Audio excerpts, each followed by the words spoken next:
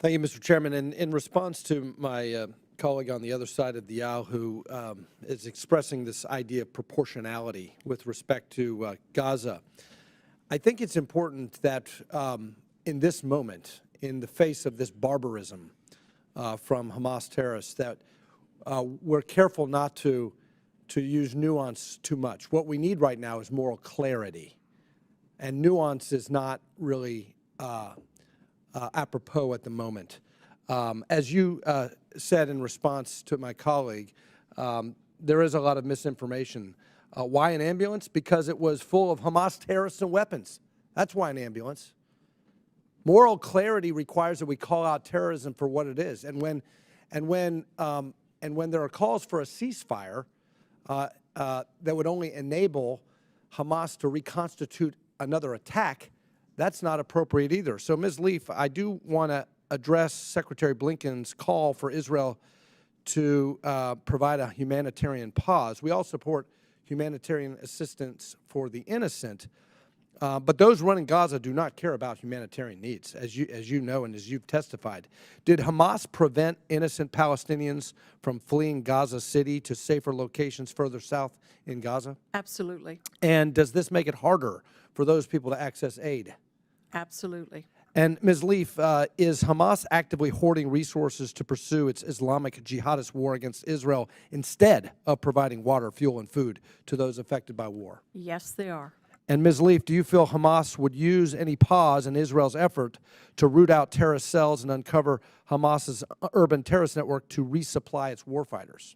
They would certainly attempt to, but that is something that I know that the Israeli government is actively considering. So I hope that the Secretary and the President consider that when calling for a humanitarian pause. Did President Biden condition any support for Israel on the IDF engaging in a pause?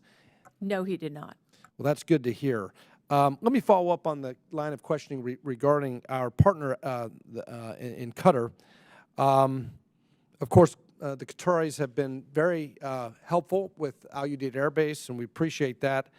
But with respect to releasing hostages, how helpful have they been?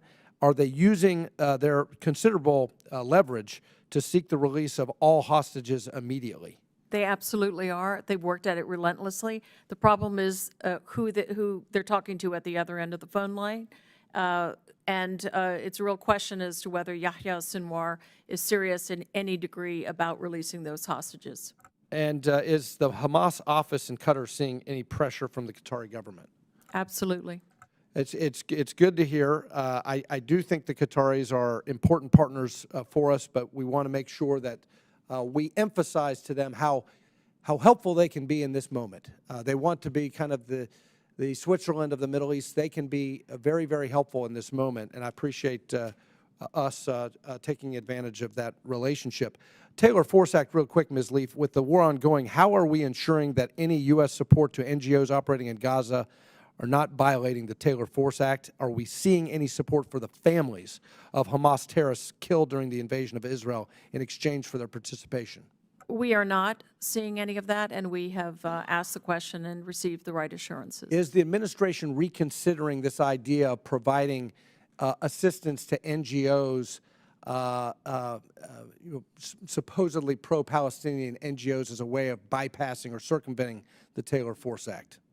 We do not bypass or circumvent the letter or the spirit of the Taylor Force Act. I just think there ought to be some analysis of aid that may not go to the Palestinian Authority, but nevertheless goes to NGOs that could serve as a kind of proxy for martyr payments. And so I just want rigorous oversight from the State Department so that both the spirit and the letter of Taylor Force is complied with. I can assure you of that, Congressman.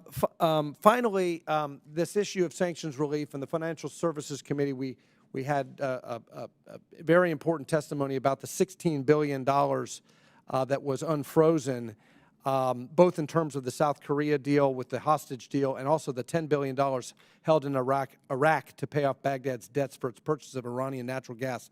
It's a lot of money that has been basically effectively sanctions relief delivered to Iran as a result of this administration's policies. Is the Biden administration reconsidering chasing sanctions relief with Iran? in light of the events of October 7th. I'm sorry, I didn't understand the verb you use. Is the Biden administration changing? Chasing sanctions relief with Iran. Has the administration reconsidered that course, that policy given October 7th and the events that have occurred? So the monies you referred to from South Korea that have been moved to different accounts that will be put through a rigorous metered process that will only be spent on humanitarian goods, food, and medicine and so forth, that is not altered. That was an arrangement set up by the previous administration, and we are rigorously applying the same restrictions to it. The money has not moved. The monies you referred to for natural. I'm sorry. I'm just, in fairness to the witnesses and to the other members, I want to keep this on time. My time has expired, but I think the line of questioning illustrates the point that maximum pressure was working and moving away was the wrong move. Thanks. Gentleman's time has expired.